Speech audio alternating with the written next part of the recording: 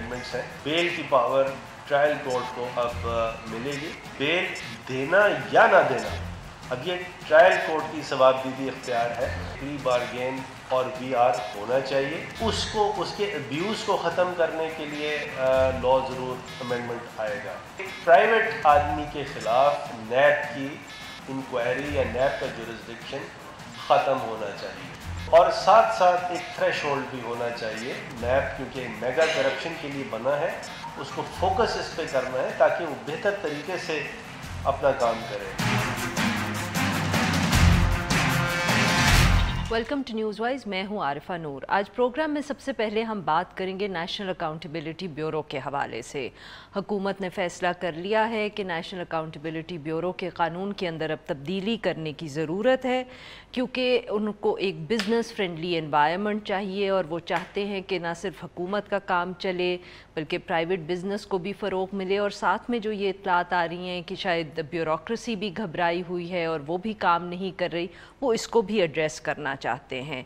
हुकूमत तो बात इस हवाले से करती है मगर इशू जो है ये नैब का इतना बड़ा और संजीदा है कि इसमें अपोजिशन का भी ना सिर्फ ओपिनियन पार्लियामेंट के हवाले से आता है मगर इस हवाले से भी बहुत ज़रूरी बनता है क्योंकि इस वक्त अपोजिशन के बहुत से सीनियर रहनुमा जो हैं वो नैब का शिकार बने हुए हैं। गुज़िश्ता रोज़ जो वज़ीर क़ानून हैं फ़रोग़ नसीम साहब, उन्होंने इस हवाले से एक प्रेस कॉन्फ्रेंस भी की और उन्होंने कहा कि इस कानून में तब्दीली करने की ज़रूरत इसलिए है ताकि जो प्राइवेट इंडिविजुअल्स हैं या आम सिटीज़न्स हैं जिनका हुकूमत से कोई ताल्लुक़ नहीं है या हुकूमत के काम से अगर उनके कोई मसाइल हैं चाहे टैक्स के हवाले से हों या और, तो वो और इदारे देखें और वो नैब उसको ना देखे। और साथ में उन्होंने बात की कि बेल का भी जो कानून या उसके हवाले से जो नैब का कानून कहता है उसमें भी तब्दीली करने की ज़रूरत है। और उन्होंने कहा कि अपोजिशन से भी इस वक्त हुकूमत जो है बात कर रही है। फ़रोग़ नसीम साहब की गुफ्तगू हो या और हुकूमत के जो ऑफिशियल्स हैं उनकी गुफ्तगू से और जो इत्तलात आ रही हैं उससे लग रहा है कि हुकूमत जो है वो अब ये एतराफ़ कर रही है कि जो गिरफ़्तारियाँ हो रही हैं और जिस तरह इंक्वायरीज़ हो रही हैं उससे ना सिर्फ कारोबारी तबका जो है वो मुतासिर हुआ है जिससे सारी बिज़नेस इन्वायरमेंट मुतासिर हो रही है बट साथ में ब्यूरोक्रेसी का भी मसला है। मगर दूसरी तरफ अपोजिशन है जिसका पहले भी जिक्र किया, अगर कानून में तब्दीली लानी है हुकूमत ने तो अपोजिशन को ऑन बोर्ड करना ज़रूरी होगा। और क्या अपोजिशन इस वक्त मानेगी, हुकूमत के साथ कोऑपरेट करेगी? कोऑपरेट करने की वजह भी है क्योंकि सीनियर अपोजिशन लीडर्स जो हैं इस वक्त तकरीबन जो सीनियर टियर है दोनों पाकिस्तान पीपल्स पार्टी की और पाकिस्तान मुस्लिम लीग नवाज़ की, वो नैब के हाथों ना सिर्फ इंक्वायरीज़ भुगत रहे हैं बल्कि कई जो उनमें से सीनियर लीडर्स हैं वो इस वक्त जेल में भी हैं। मगर साथ साथ वो ये तनकीद भी कर रहे हैं कि नेशनल अकाउंटेबिलिटी ब्यूरो के कानून के अंदर तब्दीली सिर्फ इसलिए क्यों करनी चाहिए कि जो प्राइवेट सिटीज़न्स हैं या कारोबारी तबका है उसको रिलीफ मिले। कुछ अपोजिशन के जो लीडर्स हैं उन्होंने इस हवाले से भी तनकीद की है कि ये नहीं हो सकता कि एक जो इदारा हो वो अकाउंटेबिलिटी करे तो सिर्फ सियासतदान की करे, और इस हवाले से वो तारीख़ का भी हवाला देते हैं। इन सब इश्यूज़ पे बात करने के लिए आज हमारे साथ मौजूद हैं मलिका बुखारी साहिबा जो पार्लियामेंट्री सेक्रेटरी फॉर लॉ हैं पाकिस्तान तहरीक इंसाफ, और चौधरी मंजूर अहमद जो सीनियर मेंबर हैं पाकिस्तान पीपल्स पार्टी के और जनरल सेक्रेटरी भी हैं। Welcome to the show both of you. मलिका साहिबा आपसे शुरू करेंगे। एक तो आप बताएं कि क्या हुकूमत ने कोई इस पे ड्राफ्ट लॉ तैयार कर लिया, मेजर चेंजेस कानून में आप क्या लाने लगे हैं नेशनल अकाउंटेबिलिटी ब्यूरो का जो कानून है? तो thank you Arifa for having me on your show. जैसे लॉ मिनिस्टर ने कल एक प्रोग्राम में भी बात की और उन्होंने प्रेस कॉन्फ्रेंस में भी पब्लिक को कॉन्फिडेंस में दिया कि हम चाह रहे हैं कि एक बिज़नेस फ्रेंडली इन्वायरमेंट जो हम पहले दिन से चाह रहे हैं कि पाकिस्तान के अंदर इकोनॉमिक एक्टिविटी जो है वो अच्छी जनरेट हो, we should progress as a nation economically, और उसके लिए हम चाहते हैं कि एक बिज़नेस फ्रेंडली इन्वायरमेंट क्रिएट हो इन द कंट्री। उसी बात को आगे बढ़ाते हुए हम चाहते हैं, हमने नोटिस किया है कि जो प्राइवेट पर्सनस हैं, जो बिजनेसमैन हैं, उनका जो नैब की टारगेटिंग है वो सही नहीं है because it falls outside the purview of नैब। हमारा ये सोचना है, ہمارا یہ تھنکنگ ہے اور ہم اس کو ایک نیب امینڈمنٹ کے اندر ریفلیکٹ کرنا چاہتے ہیں. پہلی بات تو یہ. دوسری بات یہ ہے کہ کچھ ایسی ججمنٹس ہیں سپریم کورٹ کی. ایک جسٹس آنریبل آصف سعید کھوسہ صاحب جو بہت آنریبل اور بڑے زبردست جج ہیں, ان کی ایک ججمنٹ ہے جس میں انہوں نے بات کی ہے about the powers of the trial court of the NAB court to award bail. And دوسری بات کی ہے on the timing of trial, کہ وہ کہتے ہیں کہ بہت چھوٹی جو ایسی ٹائم لمٹ دی ہے جو فلفل ہو ہی نہیں سکتی 30 days کی, تو ان دونوں کو ہم چینج کریں گے. اور پھر جسٹس عظمت سعید شیخ کی جو اگین ویری آنریبل جج, ان کی ججمنٹ ہے on the issue of voluntary return. اس کی بات یہ ہے کہ اس کے اندر کلیئرٹی آنی چاہیے جی دونوں کے بارے میں کہ اگر ملکہ صاحبہ اب آپ کی بات کاٹ رہی ہوں, بٹ جو جب یہ حکومت کہتی ہے, سو مے بی آپ دونوں چیزوں کا جواب دے سکتے ہیں, کہ جب یہ حکومت کہہ رہی ہے کہ لوگ بزنس فرینڈلی انوائرمنٹ کریٹ کرنا ہے, نیب ٹارگیٹ نہ کرے بزنس مین کو, تو کہیں نہ کہیں تو حکومت یہ اعتراف کر رہی ہے کہ جو نیب کی اس وقت جس طرح چل رہی ہے اکاؤنٹیبلٹی کیمپین, وہ شاید اتنی جسٹ کیمپین نہیں ہے, اسی لیے قانون کے اندر تبدیلی کرنے کی ضرورت پڑ رہی ہے. اور اگر وہ بزنس مین کو تنگ کر سکتے ہیں, پھر ہو سکتا ہے کہیں نہ کہیں انہوں نے سیاستدانوں کو بھی تنگ کیا ہو. دیکھیں عارفہ, ہمیں اس میں تفریق کرنی پڑے گی. نیب کا لا کس لیے بنایا گیا تھا؟ آئی تھنک نیب کا لا اس لیے بنایا گیا تھا بیکاز وہ میگا کرپشن کیسز کے اوپر فوکس کرے اور وہ پبلک آفس ہولڈرس کو, بیوروکریٹس کو اکاؤنٹیبل ہولڈ کرے, ناٹ کہ وہ پرائیویٹ انڈیویجولس کو, بزنس مین کو ٹارگیٹ کرے. ابھی کیا ہو رہا ہے کہ دو پرائیویٹ لوگ ہیں, ان کے بیچ میں کوئی ٹرانزیکشن ہے یا کسی بزنس مین نے چوری کی ہے, ٹیکس چوری کی ہے, کوئی اسٹاک ٹریڈر ہے, اس نے کوئی غلط کام کیا ہے, نیب اس کے اندر بھی جا کہ ان لوگوں کے خلاف کیسز بنا رہی ہے, جس کی وجہ سے obviously آپ کی کنٹری کی بزنس انوائرمنٹ آپ کا نہیں خیال کہ سیاستدانوں کے خلاف کوئی کیمپین میں کوئی سوال اٹھایا جا سکتا ہے؟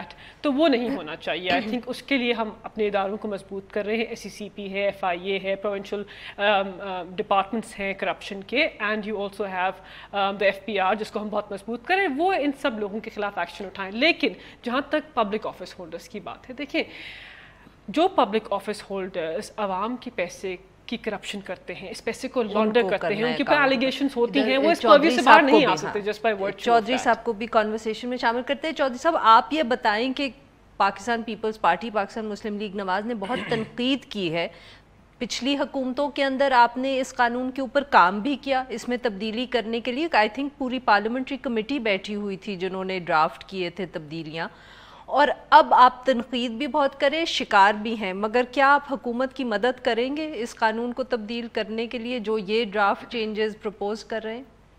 دیکھیے, ایک تو شکریہ آپ کا بہت, اور مجھے بڑی خوشی ہوتی ہے جب یہ ینگسٹرز آتے ہیں اور لکھ لکھا کے محنت کر کے آتے ہیں. جب ہم بھی شروع میں آئے تھے تو ہم بھی بڑے سفید بال نہیں نظر آ رہے, اتنے ہم ینگ نہیں ہیں. نہیں, ہم بھی بڑا اچھا, آپ ملیکہ صاحبہ کی بات کر رہے ہیں. تو وہ ویسے سفید بالوں کے بارے میں بھی لوگوں کا خیال یہ ہے کہ سفید بال جوانی کے دشمن ہیں اور دشمنوں کا منہ کالا ہی کرنا چاہیے. لیکن دیکھیں, دو بنیادی چیزیں ہیں. جب بھی آپ لا کو کچھ تبدیلی لے کر آتے ہیں تو 2-3 چیزیں آپ کو سامنے رکھنی ہوتی ہیں. نمبر 1, وہ پرسن اسپیسیفک نہیں ہونا چاہیے. دوسرا, ڈسکریمنیٹری نہیں ہونا چاہیے لا کو, ڈیفیمیٹری نہیں ہونا چاہیے. یہ 3 بنیادی شرائط ہوتی ہیں جب بھی آپ قانون کا. اب دیکھیں, جب زرداری صاحب نے ایک سٹیٹمنٹ دے دی کہ نیب اور معیشت ساتھ ساتھ نہیں چل سکتے, تو اس وقت بڑا ان کا تمسخر اڑایا گیا, ان کے بارے میں بہت ساری باتیں کہی گئی. لیکن الٹیمیٹلی آپ کہاں پہ پہنچے ہیں؟ آج وہی باتیں ساری کر رہے ہیں. انہوں نے ایک سینٹنس میں کہا تھا تو آپ پورے پروگرام اس پہ کر رہے ہیں. چودھری صاحب, sorry if I can just interrupt, Zardari صاحب نے تو ایک جملہ بولا تھا مشرف صاحب کے زمانے میں, یہ ہم سب دیکھ بھی چکے ہیں, یہ تو تاریخ بھی ہے ہماری. انہوں نے تو صرف مشرف صاحب کا نہیں دیکھا, نہیں, مشرف صاحب کے نیچے بھی نیشنل اکاؤنٹیبلٹی بیورو کو سلو ڈاؤن کیا گیا تھا. میں وہ بات کر رہی ہوں کہ تاریخ تو وہ ہم نے دیکھی ہوئی ہے. میں اس وقت MNA تھا, تو اس نیب نے کیا تھا, پارٹیاں توڑی تھی اور کیا تھا.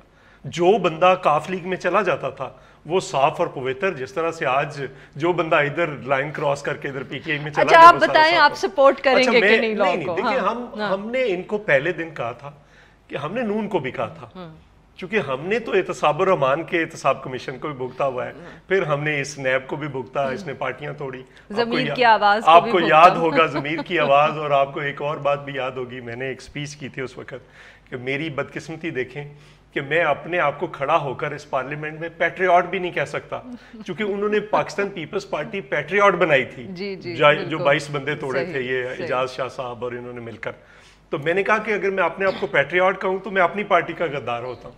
سو ہم نے یہ دیکھنا ہے اس وقت کہ کیا لاز کیا چینجز لے کر آئے. نمبر 1، کیا یہ اس لا کے ذریعے اپنے جو ان کے کے پی کے سے آئے ہوئے آفیسرس ہیں، بیوروکریسی ہے، جن کے نام ہیں، ان کو تحفظ دینا چاہ رہے ہیں؟ ان کے تو کھلے نام ہیں اور وہ بڑی اہم پوزیشنوں پہ بیٹھے ہیں. نمبر 1. نمبر 2، میں ایک دو فکروں میں بات کروں. دوسری بات، کیا کسی ایسے فرد کو تحفظ دینا چاہتے ہیں جس کو مستقبل میں جو اس لا کے تحت قابو آ جائے؟ یا پھر یہ سیریسلی اگر کرنا چاہتے ہیں تو دو چیزیں ہیں اس میں سب سے خرابی والی چیزیں ہیں.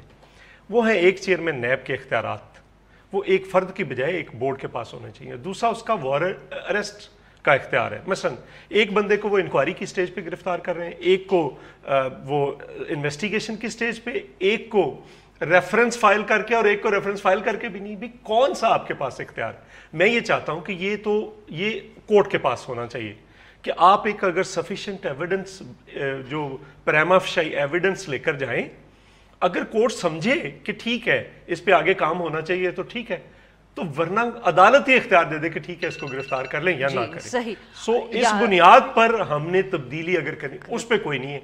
تو جو کر رہے ہیں تو وہ تو ایسے لپ سروس ہے، اگر کسی کو مدد کرنے کے لیے کر رہے ہیں تو اس پہ پھر بھی ہم دیکھیں گے. پھر بھی پیپلز پارٹی دیکھے گی اس کو. اب بریک لینا ہے ناظرین، یہاں پہ لیں گے ایک چھوٹا سا بریک، اور جب ہم بریک سے واپس آئیں گے تو ہم ملیکہ بخاری صاحبہ سے اور چودھری منظور صاحب سے گفتگو جاری رکھیں گے. اسٹے ود اس.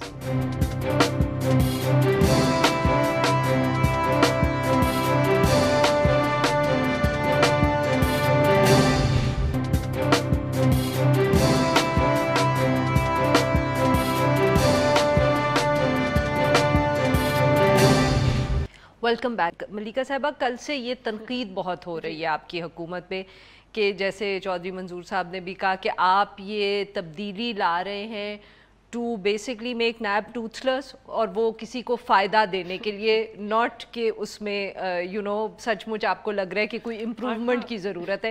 اب یہ آپ کو ایڈریس کرنا پڑے گا. آئی تھنک حکومت میں جب آپ ہوتے ہیں تو تنقید ہوتی ہے، اینڈ تنقید ڈیموکریسی کا حسن ہے. I completely understand that. Chaudhry Manzoor صاحب بہت ایکسپیرینس ہیں اینڈ یہ ہمیشہ تاریخ کا حوالہ دیتے ہیں. تو آئی جسٹ وانٹ ٹو سے کہ تاریخ بھی اس بات کی گواہی دے گی کہ 2 دفعہ پرسن اسپیسیفک لا آیا، 2 وزیر، ایک ایکس وزیر اعظم کے لیے اور ایک سٹنگ وزیر اعظم کے لیے. پیپلز پارٹی لے کے آئی ایک لا، یوسف رضا گیلانی صاحب، and he refuse to play that role in the Swiss accounts case. And P M L N جب انہوں نے ایک نااہل شخص کو اپنی پارٹی کا صدر بنایا. تو ہم پرسن اسپیسیفک لاز نہیں بناتے، یہ ہماری پارٹی کے منشور کے خلاف ہے، and we will never do that. میں ان سے ایگری کرتی ہوں، لا ڈسکریمنیٹری نہیں ہونا چاہیے، لا ڈیفیمیٹری بھی نہیں ہونا چاہیے، اور لا یونیفارم ہونا چاہیے. لا کو سب کی رائٹس کو پروٹیکٹ بھی کرنا چاہیے، اور جو بھی میجرز ہوں وہ سب کے خلاف ایکولی ہونے چاہیے. I completely endorse that. Malika صاحب، اس وقت لگتا تو ہے نا کہ پھر نیب جو ہے وہ اپوزیشن کو زیادہ ٹارگٹ کرے، مطلب ہم جیسے لوگ بھی دیکھتے ہیں. I want to come to it. جہاں تک ہمارے کرنٹ نیب امینڈمنٹس کی بات ہے، دیکھیں یہ کمپلیٹلی ٹارگیٹڈ ہے ٹو انشور کہ پاکستان از اے کنٹری، اس کی اکانومی ریوائیو ہو. اس میں پی ٹی آئی کا کوئی ایجنڈا نہیں ہے. ہم کسی کو بھی ہیلپ نہیں کرنا چاہتے. انفیکٹ ہم بلیو کرتے ہیں فنڈامنٹلی کہ بلا تفریق احتساب ہونا چاہیے. We were the first party in government جس نے کے پی کے میں کانفلکٹ آف انٹرسٹ لا لے کے آئے تھے. So you can see from our previous behaviour کہ ہم نے کیسے ان گورنمنٹ بہیو کیا ہے. جہاں تک بات ہے پالیٹیشینس کی، دیکھیں Arifa, in democracies, in well developed democracies, public office holders عوام کو accountable ہوتے ہیں, and NAB law is good for democracy because یہاں پہ آپ جتنے بھی public office holders دیکھ لیں ان کے اوپر کرپشن کی allegations ہیں, فیک اکاؤنٹس کیس ہو. اب دیکھیں ایکس وزیر اعظم جیل میں ہے, ایکس پریزیڈنٹ بھی نیب کی حراست میں ہے, شاید 2 ایکس پرائم منسٹرز جو ہیں وہ آلموسٹ ایک جیل میں ہے, ایک نیب کے پاس ہے, اور ایک ایکس پریزیڈنٹ بھی. یہ کیوں ہے؟ اس لیے ہے کہ ان کے اوپر ایک پہ تو پروو ہو گیا, باقی پہ ایلیگیشنز ہے کہ انہوں نے پاکستان کی عوام کے پیسے کو مس یوز کیا ہے. فیک اکاؤنٹس کیس کی بات کرتے ہیں بیکاز پیپلز پارٹی سے بیٹھے ہیں. I would talk about it. پہلی جو رپورٹ ہے سسپیشس رپورٹ وہ 2015 میں آئی. 2016 میں 2018 میں سپریم کورٹ نے 100 نوٹس لیا. ہمارا تو اس کیس سے کچھ لینا دینا نہیں تھا. How we doing victimisation. جو سارے کیسز ہیں آشیانہ ہو, صاف پانی ہو, یہ ہمارے دور حکومت کے نہیں بنائے ہوئے. These are all old cases. اور یہ سب ایز پبلک آفس ہولڈرز اور میں بھی we are all accountable to the people of Pakistan for any allegation that is leveled against us. Malika صاحبہ کی جو بات ہے اس میں اس طرح وزن ہے کہ جو بھی الزامات ہیں وہ ان کی انویسٹیگیشن تو ہونی چاہیے, اور جو یہ نیب کے لاء میں تبدیلی بھی پرپوز کرتے ہیں جو بیل کی ہے, اس سے تو فائدہ ان سب اپوزیشن لیڈرز کا ہوگا جو اس وقت انکوائریز کی سٹیج کے اندر یا نیب کی حراست میں ہے یا جیل میں ہے. سو اگر اس طرح آپ دیکھیں تو یہ پرسن اسپیسیفک قانون میں امینڈمنٹ تو نہیں ہے, بلکہ یہ تو ایک ایسی امینڈمنٹ ہے جس سے اپوزیشن کا بھی فائدہ ہو سکتا ہے اور ریلیف ملے گا, اور وہ ریلیف ملے گا, اور وہ ریلیف ملے گا جو میرے خیال میں جس پہ بہت تنقید بھی ہوئی اور ملنا بھی چاہیے. کوئی ریلیف نہیں چاہیے. دیکھیں ہم نہیں, یہ کہہ رہے ہیں ریلیف چاہیے, مطلب کہ under the law, relief under the law. نہیں دیکھیے نا, ہم ان کو یہ کہتے ہیں دو بنیادی چیز. ہم نے اس وقت, آپ کو یاد ہوگا 18ویں ترمیم کے ٹائم پہ نون لیگ کو بھی کہا تھا. ہم پچھلی گورنمنٹ میں بھی نون لیگ کو کہتے رہے ہیں, لیکن وہ نہیں مانے. خیر آج وہ ایک علیحدہ بحث ہے. آج وہ کہتے ہیں کہ ہم ان کو بھی یہی بات کہہ رہے ہیں کہ اگر سابقہ 4 پرائم منسٹر نیب بھگت رہے ہیں تو 5واں بھی جائے گا, ٹھیک ہے. اور اگر سابقہ پریزیڈنٹ جتنے بھی ہیں, جو بھی پولیٹیکل پریزیڈنٹ تھا, جو نان پولیٹیکل تھے, ان کی بات نہیں ہے, تو آپ وہ اگر جیل میں ہیں تو پھر باقی کے پولیٹیکل لوگ بھی یہ فیس کریں گے. تو چودھری صاحب پھر نہیں, let me just quickly, because آپ کی رضا رضبانی صاحب کی ہی جو سٹیٹمنٹ تھی فروغ نسیم صاحب کی پریس کانفرنس پہ, اس کے بعد جو آئی, انہوں نے یہی کہا, انہوں نے کہا کہ پارلیمنٹ پھر احتساب کرے سیاستدانوں کا. کیا یہ آپ کی پارٹی کی آفیشیل پالیسی ہے؟ نہیں, انہوں نے جو بات کہی ہے نا کہ اگر ڈسکریمنیٹری ہے, اور سارے ادارے کہتے ہیں, آرمی کہتی ہے کہ ہمارا اپنا ایک انٹرنل سسٹم ہے, اگر عدلیہ کہتی ہے ہمارا ایک اپنا انٹرنل سسٹم ہے. اب آپ بیوروکریسی کو کہہ رہے ہیں کہ ایک بیوروکریسی کے اوپر جو کل بات کی انہوں نے کہ ایک ایسی کمیٹی بنے گی جو پہلے جائزہ لے گی, جو پہلے جائزہ لے گی اور پھر اس کے بعد کیس ریفر کرے گی.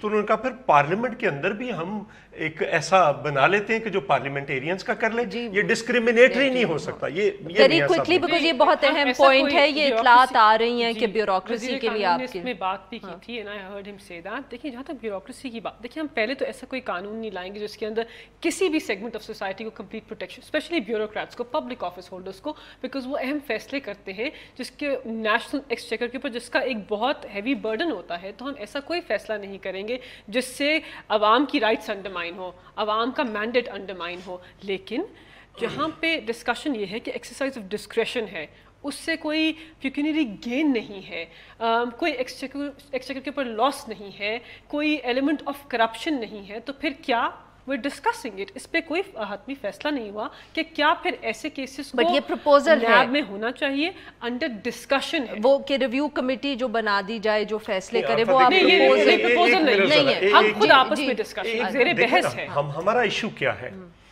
کہ میرا ایشو یہ ہے کہ یا تو انکوائری کی سٹیج پہ ساروں کو گرفتار کر لیں, میں ان کو آفر کرتا ہوں, یہ آفر قبول کر لیں. میں اپنی پارٹی کی طرف سے جس پہ انکوائری کی سٹیج ہے میں ان کو پیش کر دیتا ہوں, یہ اپنی پارٹی کی پیش کر دیں, یا تو یہ کر لیں, یا ساروں کو انویسٹیگیشن کی سٹیج پہ پکڑ لیں, یا ساروں کو ریفرنس کی سٹیج پہ پکڑ لیں, یا پھر کسی کو بھی نہ پکڑیں. یہی تو وہ جو بیل کی پاورز اگر آپ دے دیتے, بیل اور ہے, بیل تو آفٹر اریسٹ ہے نا. I know, but at least پھر کورٹ کے پاس فیصلہ تو چلا جائے گا, پاور تو ہوگی. نہیں, پہلے بیل تھی نہیں, یہ خود بھی ایڈوکیٹ ہے, پہلے تو آپ کو ریٹ پیٹیشن میں جانا پڑتا تھا ڈی بی میں. سو میں یہ کہہ رہا ہوں کہ میں کچھ اور کہہ رہا ہوں, میں کہہ رہا ہوں کہ گرفتاری کے ٹائم پہ بھی آپ ایک جیسا نہیں کر رہے.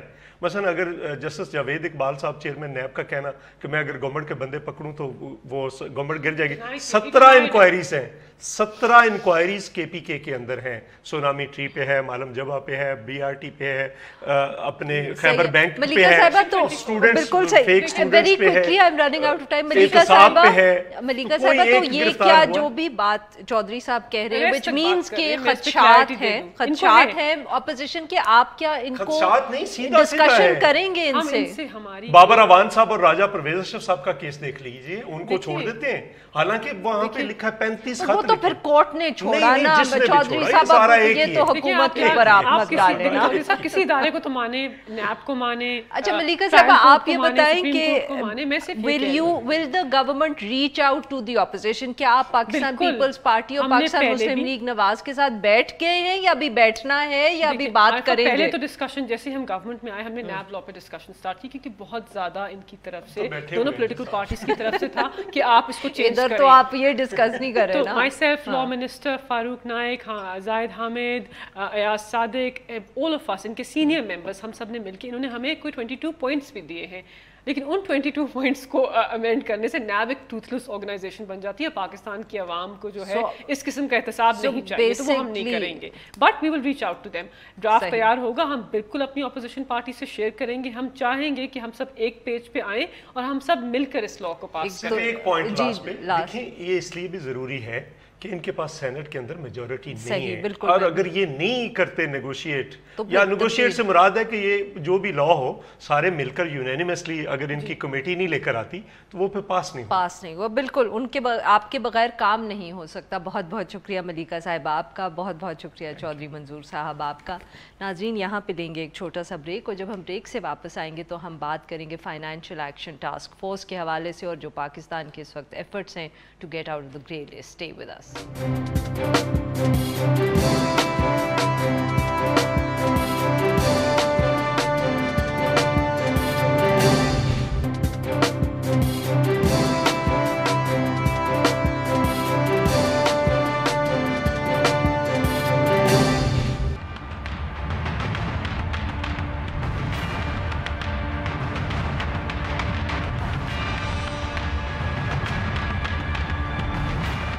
Welcome back. پروگرام کے اس حصے میں ہم بات کریں گے فائنینشیل ایکشن ٹاسک فورس کے حوالے سے. پاکستان FATF کی گرے لسٹ پہ ہے, اور تقریباً ہر دوسرے تیسرے مہینے کوئی نہ کوئی اسی حوالے سے میٹنگ ہوتی ہے جس کے اندر پاکستان کی ایویلیویشن ہو رہی ہے. اسی طرح گزشتہ روز بھی اجلاس ہوا ایشیا پیسیفک گروپ کا, جو FATF سے الگ تو ہے مگر جو کام ہوتا ہے ان کا وہ کافی کلوزلی لنکڈ ہوتا ہے FATF کے ساتھ. اور یہاں بھی پاکستان کی جو ایک میوچول ایویلیویشن رپورٹ تھی وہ پیش کی گئی. یہ جو میوچول ایویلیویشن رپورٹ تھی یہ فیبروری سے لے کے اکتوبر 2018 تک جو پاکستان نے اقدام لیے ہیں گرے لسٹ سے ہٹنے کے لیے, اور جو ہمیں لسٹ دی گئی تھی کہ جو ہمیں اقدام لینے ہیں اگر ہم نے گرے لسٹ سے ہٹنا ہے, اس کے اوپر ایک ایویلیویشن رپورٹ تھی, اور جو مختلف اقدامات لیے گئے ہیں پاکستان کے اندر ان کے اوپر کتنی حد تک افیکٹولی پاکستان نے کام کیا ہے. اطلاعات جو ہیں وہ کافی مکسڈ قسم کی آ رہی ہیں, اور ایک جو خبر تھی اس کے مطابق FATF کی جانب سے دیے گئے 40 سفارشات میں سے پاکستان کی کارکردگی جو 2 درجن پہ تھی وہ کافی خراب رہی ہے, اور کہا جا رہا ہے کہ جو 11 ٹارگٹس تھے جن کے اوپر امیڈیٹ آؤٹ کم چاہیے تھا اس میں بھی کوئی بہت متاثر کن کارکردگی نہیں رہی. یہ تو رہا APG کا اجلاس جہاں سے یہ اطلاعات آئی ہیں, اور بٹ جو FATF کے حوالے سے اجلاس ہے وہ اکتوبر میں آنا ہے, اور آبویسلی جو رپورٹ APG کی میٹنگ میں ڈسکس ہوئی ہے اس سے فرق پڑے گا جو FATF کے ابھی اجلاس ہے اکتوبر کے اندر. اطلاعات جو ہیں وہ کچھ اس طرح کی ہی لگ رہی ہیں کہ پاکستان کام تو کر رہا ہے اور شاید کچھ پروگرس ہوا بھی ہے, مگر اتنا نہیں ہوا کہ بہت جلد پاکستان جو ہے وہ گرے لسٹ سے اتر جائے. لگتا ہے کہ شاید اس کے اوپر کچھ اور مہینے یا 1 سال بھی لگ ہی سکتا ہے. اسی حوالے سے بات کرنے کے لیے آج ہمارے ساتھ موجود ہیں شہباز رانا صاحب, جو اینالسٹ ہیں, اکنامک کورسپونڈنٹ ہیں ایکسپریس ٹریبیون اخبار کے لیے. ویلکم ٹو دا شو شہباز صاحب.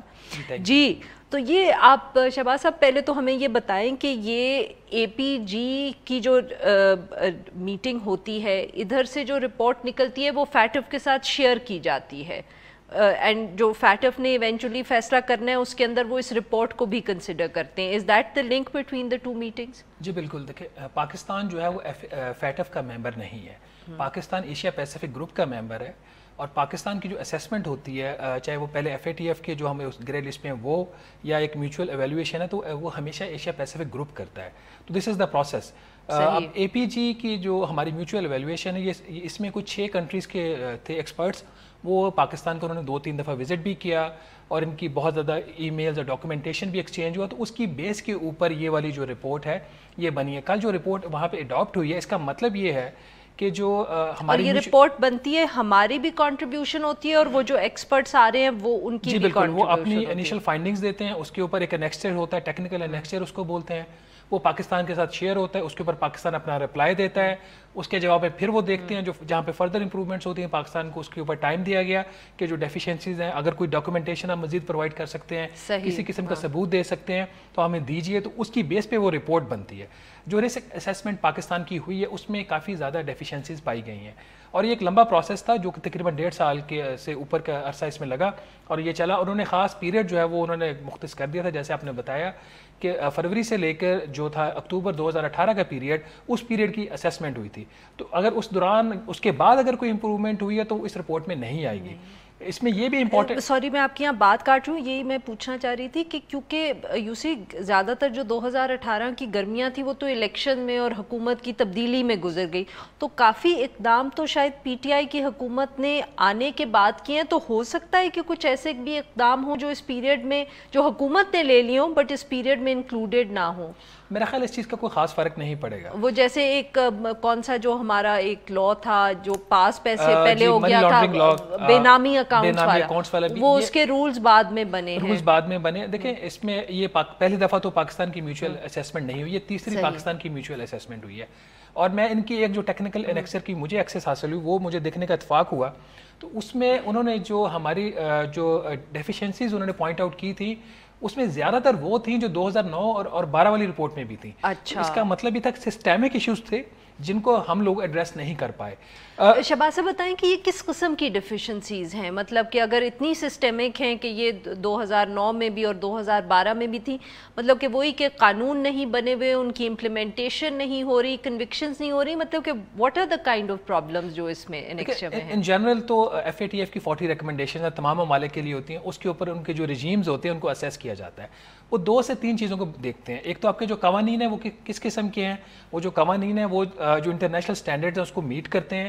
وہ صرف منی لانڈرنگ اور ٹیررزم فائنینسنگ تک محدود چیزیں نہیں رہتی. اچھا، آپ کا پورا بینکنگ سیکٹر، آپ کا نان فائنینشیل سیکٹر جیسے اس میں وہ سارا کورڈ ہے. پھر آپ کی لا انفورسمنٹ ایجنسیز جو ہیں، اگر کوئی ایکشن انہوں نے کرنا تھا، لیٹ سے اگر کہیں بھی کوئی اریسٹ ہوا ہے تو اریسٹ کے بعد کیا کنوکشن ہوئی، اگر کوئی وہاں پہ جرمانے لگائے گئے تھے تو کیا ان کی ریکوری ہوئی، وہ بڑا تھورلی ریویو کرتے ہیں. یہاں تک کہ جب وہ پاکستان آئے تھے تو پاکستان میں جو ریئل اسٹیٹ کا کاروبار ہے جو زیادہ تر جو انفارمل تھا، وہ آپ کے جو پریشیس آپ کے سٹونز ہوتے ہیں، جو جیولرز ہوتے ہیں، اس حد تک وہ لوگ ہیں انہوں نے ایک ایک چیز کو وہاں پہ دیکھا ہے جا کے. یہ جو میوچل ایویلویشن کی رپورٹ ہے جو آپ کا شروع میں سوال تھا، اب یہ جو اکتوبر میں پلینری ہوگی میوچل ایویلویشن کی رپورٹ، اور اس کے ساتھ ہمارا جو 27 پوائنٹ کا ایکشن پلان وہ فروری 2018 میں فیصلہ ہو گیا تھا، جون سے وہ چل رہا ہے، اس کے اوپر امپلیمنٹیشن، اس کی جو فائنڈنگ ہے یہ دونوں ایف اے ٹی ایف کے سامنے جائیں گی، اس کی بیس پہ ڈیسیژن آئے گا. لگ یہ رہا ہے کہ جو پہلا پلان ہے وہ بائی اینڈ لارج وہ اس پہ بھی اتنا عمل درآمد نہیں ہوا، بٹ پروگرس ضرور ہوئی ہے، اس کے اوپر تھوڑی بہت وہ سیٹسفیکشن شاید شو کر دیں. اگلا سٹیپ یہ ہوگا کہ میوچل ایویلویشن کی جو رپورٹ ہے اس کی بیس پہ ہو سکتا ہے پاکستان کو کوئی 100 سے لے کے 150 پوائنٹس کے درمیان کوئی ایکشن پلان ملے گا نیا، اور 1 سے 2 سال کا عرصہ ملے گا اس کے اوپر عمل درآمد کرنے. اور یہ جو 100 سے 150 پلانس پوائنٹس ہیں جن کا ذکر آپ کی خبر کے اندر بھی تھا، یہ سب نئے ہیں، یہ پرانے سے مختلف ہیں؟ ہو سکتا ہے اس میں اوور لیپنگ ہو، کیونکہ ریکمنڈیشنز وہی ہیں. پہلے صرف 4 جو امیڈیٹ آؤٹ کمز تھے اس کی بیسس پہ 27 پوائنٹ کا ایکشن پلان بنا تھا.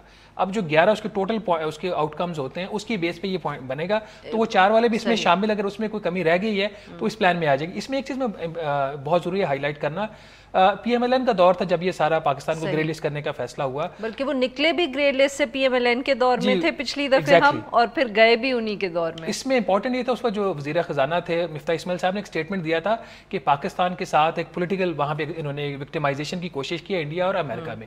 اس میں بہت حد تک سچائی تھی. وہ اس بات سے ثابت ہو جاتا ہے کہ نارملی کنٹریز کو گرے لسٹ کیا جاتا ہے میوچل ایویلویشن رپورٹ کے آنے کے بعد. ہماری رپورٹ 1.5 سال بعد آئی ہے اور ہمیں گرے لسٹ جو تھا وہ آج سے 1.5 سال پہلے کر دیا گیا. ٹیکنیکلی آپ یہ کہہ رہے ہیں کہ ہمیں گرے لسٹ کرنا چاہیے تھا اب جب یہ لسٹ آئی ہے. जबकि हमें ग्रे लिस्ट करने का फैसला हो गया था फरवरी 2018 में विद इफेक्ट फ्रॉम जून 2018। तो ये एक इंटरनेशनल जो पॉलिटिक्स है उसका बहुत बड़ा रोल है। और दूसरा, इस वक्त जो खित्ते में जो सूरत हाल है वो आपको पता है कि रीजनल इंस्टेबिलिटी बहुत ज़्यादा है, भारत बहुत ज़्यादा एक्टिविटीज़ कर रहा है, कश्मीर का इशू एक दफ़ा फिर हाईलाइट हो गया है। तो इस सारे प्रोसेस से पहले हमारे माजी में कुछ जो वहाँ पे जहादी तंजीमें वहाँ पे काम करती रही हैं कश्मीर में, उन्होंने अपना एक बहुत बड़ा रोल प्ले किया माजी में, तो उन सब को डायरेक्टली और इनडायरेक्टली कैप्चर किया गया और पाकिस्तान को इस चीज़ पे मजबूर किया गया या उसको इतना बांध दिया गया है कि फ्यूचर में अगर कोई किस किस्म की एक्टिविटी होती है तो जितनी भी वो तंजीमें उस वक्त की थी उनको पाकिस्तान सपोर्ट ना करे। तो वो जो FATF का भी जो 27 पॉइंट एक्शन प्लान है उसमें जो उनका ज़्यादातर जोर रहता है वो प्रोस्क्राइब्ड ऑर्गेनाइजेशन जो बैन तंजीमें उनके ऊपर रहता है। भारत प्रॉब्लम ये है कि जो FATF का जो एक्शन प्लान था, रादर एशिया पैसिफिक ग्रुप का जो जॉइंट रिव्यू ग्रुप है जिसने जो पाकिस्तान की प्रोग्रेस मॉनिटर करता रहा है 27 पॉइंट एक्शन प्लान के ऊपर, उसका जो को चेयर है वो भारत है। उसके ऊपर एक आपको याद होगा कि असद उमर साहब वज़ीर ख़जाना, तो उन्होंने खत भी लिखा था कि भारत को हटाया जाए, लेकिन उसके ऊपर कोई फर्दर प्रोग्रेस नहीं हुई। तो इंडिया विल मेक श्योर कि ये जियोपॉलिटिकल जो एलिमेंट्स हैं इसकी वजह से ये डिले हो जाए और पाकिस्तान अंडर प्रेशर रहे। और जो हमारे ताल्लुकात अमेरिका से बेहतर हो रहे हैं उसका कोई इस पे असर नहीं पड़ सकता आपके ख्याल में? मेरा ख्याल है इसमें इसको दो तरीके से देखा जा सकता है। ओवरऑल हमारी जो भी हमारी पॉलिटिकल, इकोनॉमिक और स्ट्रेटेजिक पोजीशन है वो किस हद तक इंटरनेशनली हम उसको प्ले कर सकते हैं, उसका फ़ायदा उठा सकते हैं, वो शायद इतनी शानदार नहीं है। दूसरा इसका एलिमेंट ये हो सकता है कि अभी जो उनकी असिस्टेंट सेक्रेटरी ऑफ स्टेट थी US की और 2 डेप्यूटी उनके थे सेक्रेटरी, वो पाकिस्तान आए रहे हैं, वो 3-4 दिन पाकिस्तान में रहे हैं। उन्होंने पाकिस्तान की बकौल उनके जो हमारे यहाँ पे जो गवर्नमेंट ऑफिशियल्स हैं कि उन्होंने टेक्निकली पाकिस्तान को हेल्प करने की कोशिश की है कि रिपोर्ट राइटिंग किस तरह हो, किन एरियाज को आप फोकस करेंगे तो आपको FATF में आसानियाँ पैदा होंगी। तो उनकी तरफ से कोई तकनीकी किस्म की एक आपको सपोर्ट तो मिली है, लेकिन उससे बात नहीं बनेगी जब तक वहाँ पे भारत को न्यूट्रलाइज करने के लिए अमेरिका पाकिस्तान का साथ नहीं देता। तो हम ब्लैक लिस्ट तो शायद हम नहीं होंगे, अगर ब्लैक लिस्ट हो जाती है तो फिर तो हर चीज खत्म हो जाती है, निकलेंगे ग्रे लिस्ट के अंदर रहने के चांसेस काफी ज्यादा हैं। बहुत शुक्रिया शहबाज साहब, आपने हमसे बात की। नाजरीन, यहाँ पे लेंगे एक छोटा सा ब्रेक और जब हम ब्रेक से वापस आएंगे तो हम बात करेंगे कंदील बलोच के मर्डर केस के हवाले से। Stay with us.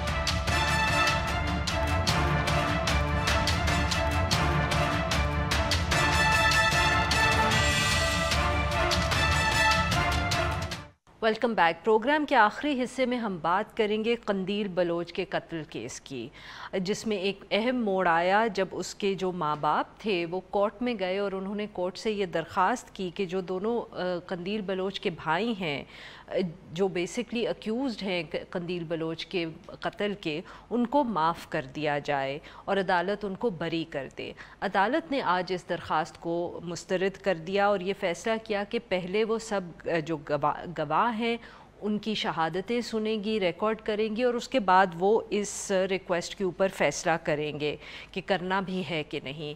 वालिदैन की तरफ से ये भी मौक़िफ़ इख्तियार किया गया कि जो भाई थे उन्होंने गैरत के नाम पे बहन का कत्ल नहीं किया, क्योंकि वो नहीं चाहते थे, बेसिकली ये उन्होंने तो नहीं कहा बट इट्स वेरी ऑब्वियस कि वो नहीं चाहते थे कि जो एंटी ऑनर किलिंग बिल है 2015 का वो उसकी जुरिस्डिक्शन के नीचे वो आए, क्योंकि फिर माँ बाप के पास ये शायद पावर नहीं होता कि वो उनको माफ़ कर सकें। मगर सवाल फिर भी रहता है कि अभी कंदील बलोच के कत्ल के ऊपर इतना मुआशरे के अंदर शोर मचा है, एंटी ऑनर के जो बिल था वो भी इसी हवाले से आया, मगर फिर भी ये इश्यूज़ जो हैं ये हमारे सामने क्यों रहते हैं और अभी तक हम इनको एड्रेस क्यों नहीं कर पाए। इसी इशू पे बात करने के लिए आज हमारे साथ मौजूद हैं आलिया ज़रीन अब्बासी साहिबा, जो एक वकील हैं और अपनी लॉ फर्म भी चलाती हैं with a female partner. Welcome to the show Alia साहिबा।